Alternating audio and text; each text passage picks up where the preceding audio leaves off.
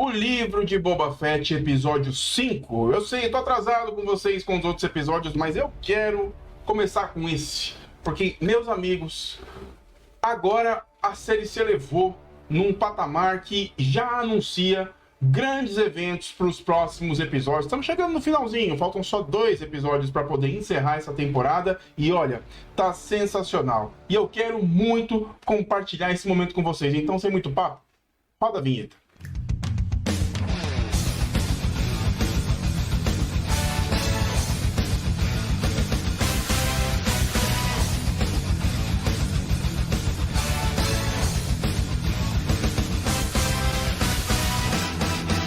Fala galera, sejam bem-vindos a mais um vídeo aqui no canal e hoje a gente vai falar sobre o livro de Boba Fett, episódio 5.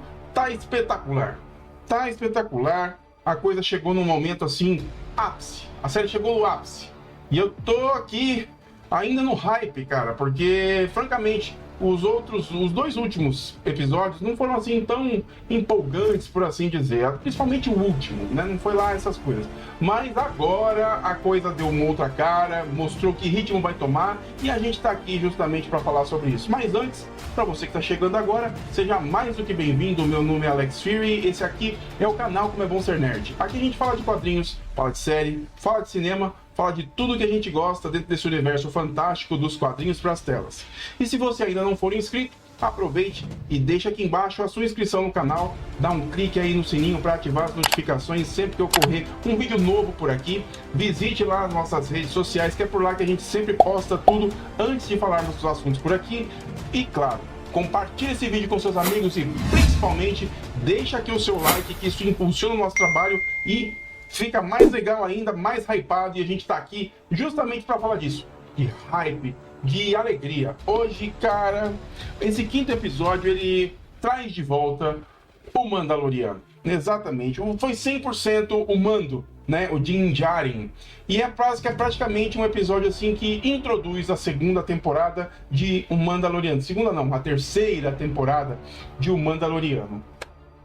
Cara, estamos com o Darksaber, agora a gente entende o porquê de ser um líder Mandalor, o peso que o Darksaber tem. Aliás, falar em peso é bacana porque a mitologia que circunda os Mandalorianos, ela é mística, ela é, assim, um tanto quanto profunda, né? Não que as outras não sejam, mas ela tem alguns meandros, alguns detalhes que são muito interessantes, né? A gente já sabe nas temporadas do Mandaloriano como que isso ocorreu, foi muito bacana por que ele tira o capacete, o que o motiva a tirar o capacete, sendo que isso é uma quebra de regra, de decoro dentro da cultura Mandalor. Nós vemos o peso, como eu disse agora, do Darksaber. É engraçado que quando ele chega a encontrar a líder Mandalor, depois de cumprir uma certa missão, ele vê realmente que manusear essa espada não é como a gente aqui, espectador, imagina, né? O próprio sabre de luz e tudo mais. Dá a impressão que aquilo é leve, que tem, né? É diferente. Mas o Darksaber, né, que é um detalhe muito peculiar, eles mostrarem isso. Enquanto ele empunha a espada, a líder Mandalor que tá lá treinando ele, demonstra para ela que a espada tá ficando mais pesada. E aí a gente se pergunta como é que uma lâmina que é assim, que é virtual, entre aspas, como é que aquilo pode pesar? E tem um peso, parece que a composição, a forma como aquilo é, né? Ele até, inclusive, ele comenta que a empenhadura, eu tô falando bobagem, a parte onde se segura na espada, ela é feita de um beskar especial, e aí a gente tem a explicação de que aquilo é feito há milhares de anos atrás, dentro da cultura Mandalor, pelo Paz Vizsla, se eu não me engano. E por coincidência, um dos últimos sobreviventes dos Mandalorianos que acompanha a líder Mandalor é um descendente dos Vizsla, e ele estaria justamente o cara que no final da 1ª temporada, quando eles conseguem fugir lá, quando eles conseguem fugir com o Grogu, quando ele consegue fugir com o Grogu, ainda com a Razor Crest, ele no voo, indo pro espaço, esse Mandaloriano diz pra ele, dá um aceno, alguma coisa assim, pra ele continuar a viagem, agradecendo ele ter dado essa cobertura pra ele. E nessa hora agora, justamente a gente vê o contrário, um guerreiro que tem o sobrenome do primeiro Mandalor, que inclusive é citado no episódio, que esse primeiro Mandalor foi um Jedi. Ai, que lindo isso, cara. Mostra o quanto eles almejam pelo poder, pela liderança dos Mandalorianos, por mais que por mais que o clã Mandaloriano esteja quase que se extinguindo, né, depois de todos os eventos. E por falar em eventos, já volto aí no Taz Vizsla. Acho que eu tô até falando errado o nome do personagem, mas enfim, quem souber um pouco mais aprofundado de Star Wars, coloca aqui embaixo o seu comentário, que eu quero muito que você participe dos comentários. Comenta aqui, pessoal. É importante o comentário de vocês pra gente engrandecer ainda mais os nossos assuntos. Mas voltando aqui, a gente dá um passeio em um momento que eu particularmente queria muito ver, porque até então nos livros se conta uma coisa, nos quadrinhos é representado de uma certa forma, mas como que um olhar cinematográfico viria ou representaria a Noite das Mil Lágrimas. Para quem não sabe o que é a Noite das Mil Lágrimas, é o momento em que os Mandalorianos quase foram dizimados, né, pelo Império. E isso é contado, assim, em lendas, em momentos de lembranças entre os integrantes da raça. E ali, nesse episódio, a gente tem um vislumbre disso. Cara, é algo que eu posso comparar, inclusive, com o juízo final do Exterminador do Futuro. É bomba atômica caindo toda hora, a gente vê aqueles caças TIE Fighter sobrevoando e jogando as bombas, as pessoas sendo dizimadas, tudo aquilo entrando num colapso nuclear gigantesco. E depois de toda essa situação catastrófica, a gente ainda tem uma cena com vários droids passando entre os escombros se possivelmente tivesse algum sobrevivente, atirando e matando os últimos. Lembrando demais a cena de o Exterminador do Futuro, né? Muito bacana, inclusive, a referência que eles começam a colocar. Aliás, o Mandaloriano está se apoiando bastante nisso, né? Acho legal as referências serem baseadas em coisas que já foram feitas, só que repaginadas para Star Wars. Não perde a majestade que Star Wars tem, mas referencia e homenageia coisas que são boas, que já foram feitas, né? Inclusive essa. Bom, o episódio praticamente é o Mandaloriano, a gente vê ele se ferir, né? Tem o início do episódio, ele vai buscar uma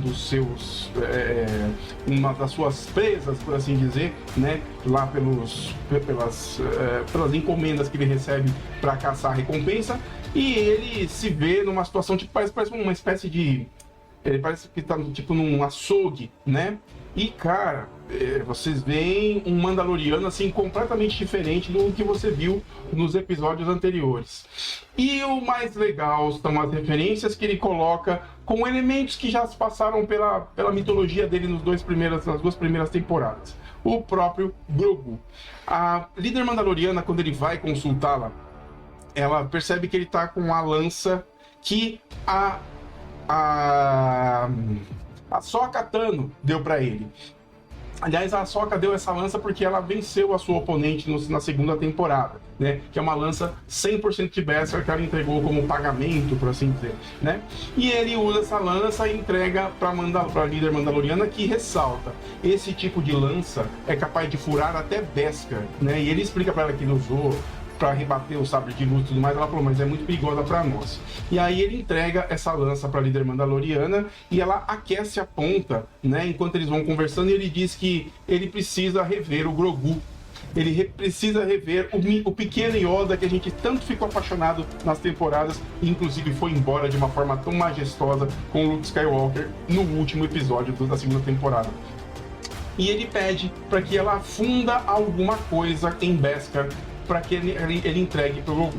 E aí, obviamente, ele é confrontado pelo seu colega, o Vizsla, que carrega o sobrenome do Mandaloriano ancestral. E ali eles entram num combate, e obviamente o o Din Djarin, a gente percebe, né, que ele é um cara que amadureceu muito, mas muito. Ele já era um cara assim hábil com combate e tudo mais, mas ele tá muito mais hábil nessa fase e ele mostra pra gente que ele tem domínio apesar de ser pequeno. Se for comparar com outros Mandalorianos e outras culturas, ele é um cara assim franzino, pequeno, que é muito fácil de se abater, mas não, ele demonstra a capacidade de combatente que ele tem e derrota o inimigo, que inclusive tem um pequeno punhal feito também com, parece que é o sabre negro, cara, parece que é uma lâmina de sabre negro, muito interessante, inclusive, essa pequena referência, mas ele acaba vencendo e no momento em que aquilo é datado, que é visto pela líder mandaloriana, que não se intromete, nem mexe uma palha para resolver a questão da luta dos dois,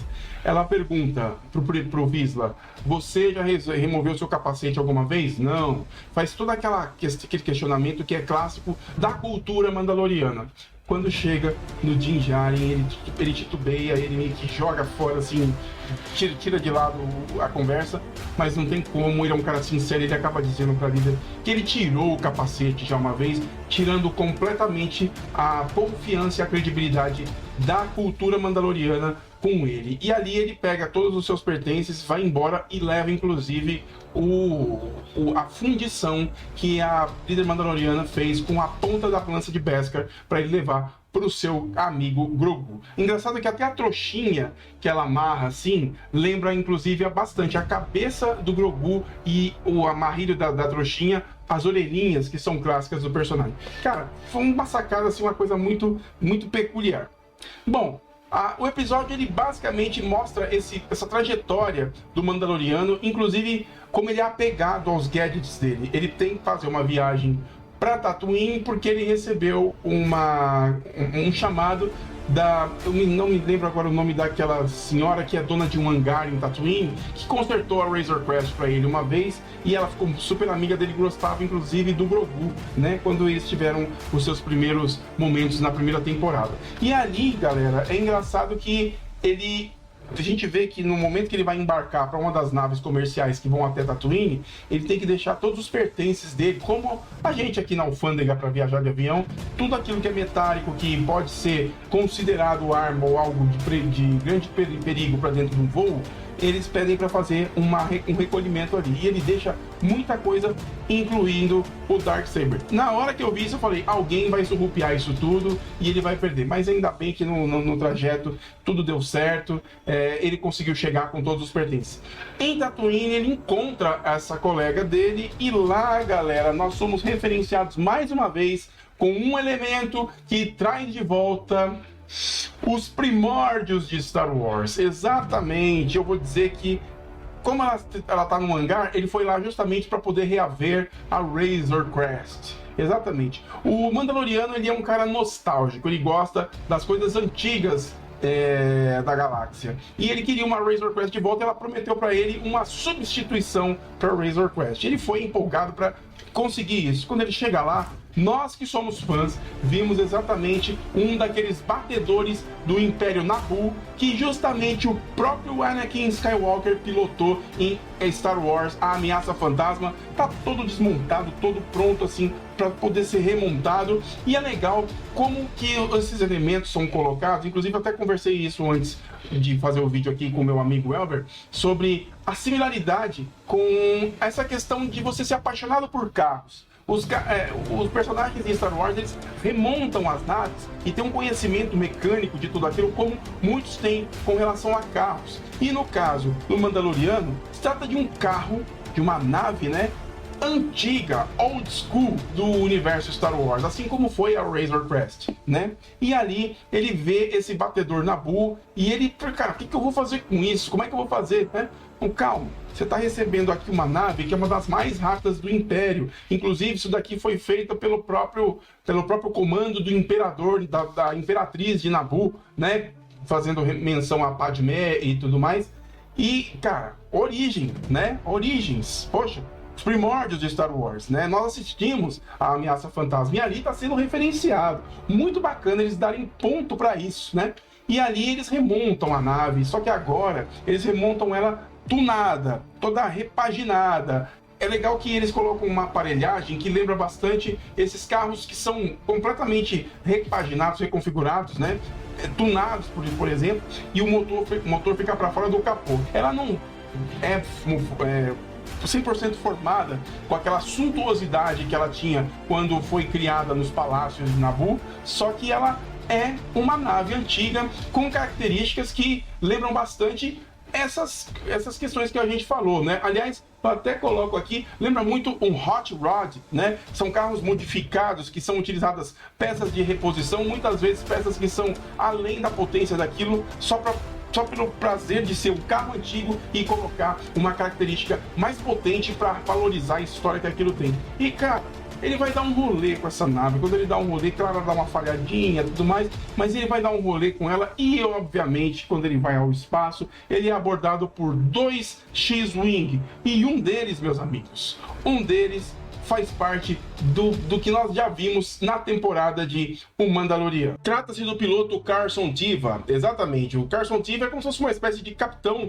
xerife lá da Aliança Rebelde, que não é mais agora a Aliança Rebelde depois que o Império caiu, e ele é um dos responsáveis por fazer o patrulhamento de Tatooine e daquela orla, daquele setor, né?